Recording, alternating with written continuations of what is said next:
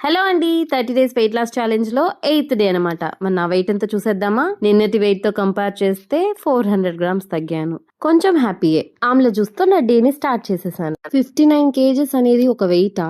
దానికి డైటింగ్ చేయడం అవసరమా అని మీలో చాలా మంది అనుకోవచ్చు. నా హైట్ కి నేనుండే వెయిట్ వచ్చి ఓవర్ వెయిటే. హైట్ ని బేస్ చేసుకొని వెయిట్ ని మేనేజ్ చేయాలి. ఆ మేనేజ్ చేయడం కోసమే ఈ కష్టం అంతా. మార్నింగ్ బ్రేక్ఫాస్ట్ వచ్చి టొమాటో దోశ, పప్పుల పొడి, ఒక ఆరెంజ్, కొంచెం కీర దోసకాయ. మన డైట్ బ్యాలెన్స్డ్ గా ఉండాలంటే కార్బ్స్ తో పాటు ప్రోటీన్ అండ్ ఫైబర్ కూడా ఇంక్లూడ్ చేసుకోవాలి. మరి ఈ రోజేమో రంజాన్ అంటే బిర్యానీ తినాలి కదా.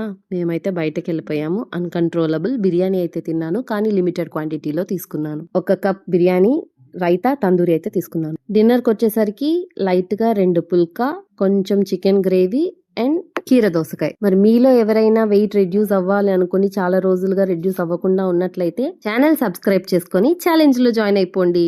Thanks for watching.